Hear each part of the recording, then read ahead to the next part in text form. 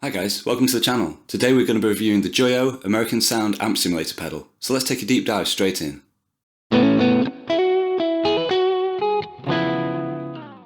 So when the pedal arrived, it arrived in this rather nice box, all printed up and labelled JOYO. I'm aware that this pedal is also sold in Europe under the name Amoon. If any of you guys know why that is, why it's rebranded, then please let me know. Leave a comment below. I'd be really interested to find out. Inside the box, we have the all-important JOYO instruction manual. Very thin, just one single piece of paper, but I'm okay with that. It's a very straightforward pedal. So let's first start by taking a look at the pedal, and then we'll have a sound test, and we'll do some conclusions at the end. So I'm pretty impressed with this pedal.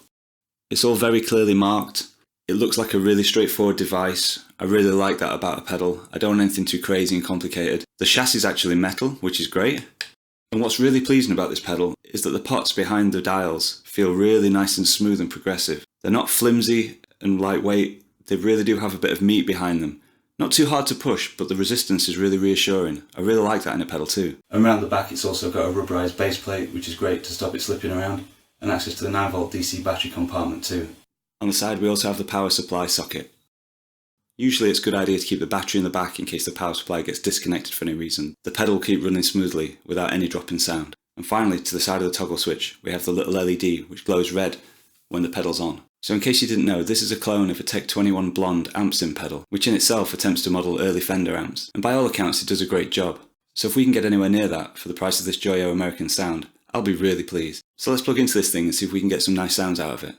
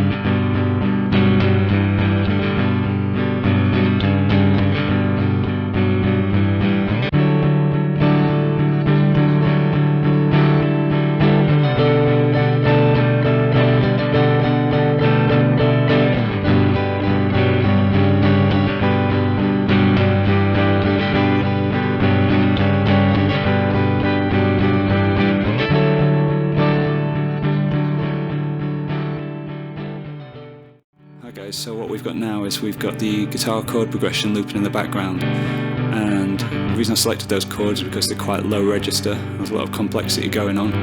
The strings are quite new, so there's a lot of zing on them, and you can really hear that coming through. We've got this pedal now set to unity gain, so when I disengage the pedal, that's the muddy but reasonably clear tone, and when the pedal's engaged we can hear that there's a significant improvement in the overall tone, but it's about the same volume, so it's not 12 o'clock for unity gain. You have to set that up, and I'd say this is a good baseline setting, quite early, vintage Fender, clean valve amp tone. Quite nice, quite smooth. There's a little bit of character in there, which I like. It's not sterile, it's not like disco or funk. It's got a little bit of valve, classic sound to it. Exactly what it's supposed to be doing, this American Sound pedal. So what we'll do now is we'll start to have a look at the EQ, sweep out the lows.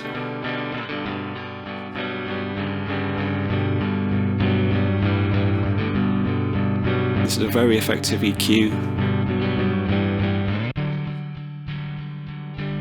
It's very, very aggressive. You can hear it really does do a lot. And it seems to be that just maybe 2/3 points into about 2 o'clock with the low and the mids just adds about the right amount of improvement in tone to my ears. And the high is very effective as well. It gets a little bit ice picky up the top there, especially when we've got Overdrive, which we'll come on to now. So as I start to increase the voice, I'm going to have to decrease the level because it does bring with it some drive. You can hear it's got quite nasally, and it's obviously increased the overall volume level.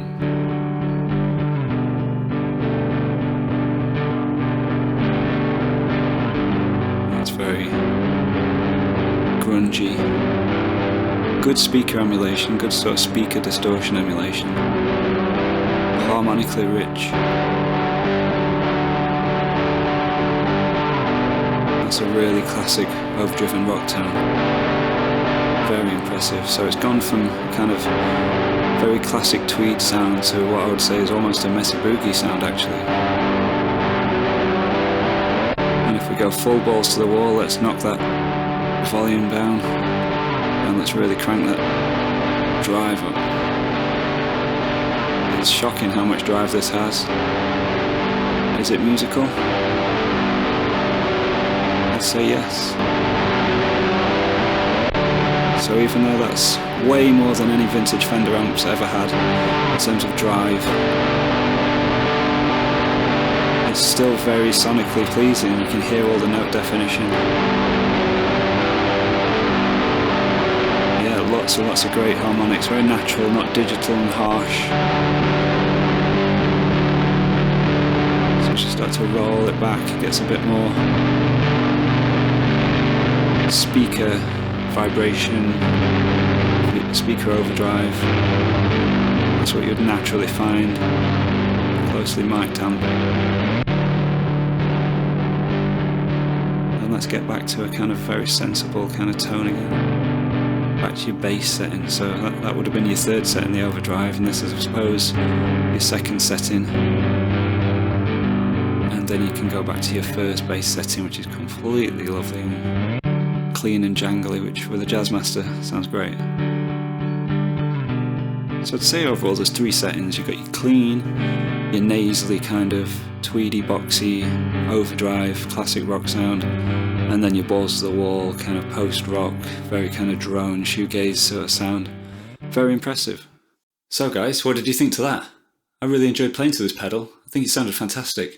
Okay, it's not going to fulfill every single need for every single guitarist, but it's got some pretty classic sound going on. I think the first usable clean setting sounded like a vintage clean valve amp, just slightly pushed.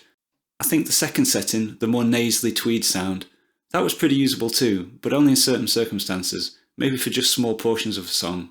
And then we've got the super hairy overdrive tone, and I think that sounded really usable too. Certainly usable for shoegaze and post-rock.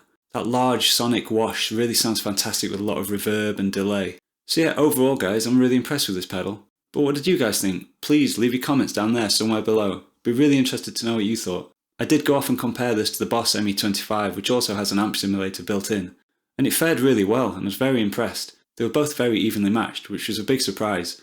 Although the thing is with the Boss, it is stereo output, whereas this is just mono. So if you plan to use this to play live with two amps, or maybe for recording, you're going to have to run your stereo effects after the American Sound pedal. Only time will tell if this has the durability of an old valve amp, but I'm sure it's going to be more reliable and need a lot less servicing. So as ever guys, thanks for watching, and stay tuned for more gear reviews. And don't forget to like and subscribe, that really helps me and this channel out. So until next time guys, keep playing.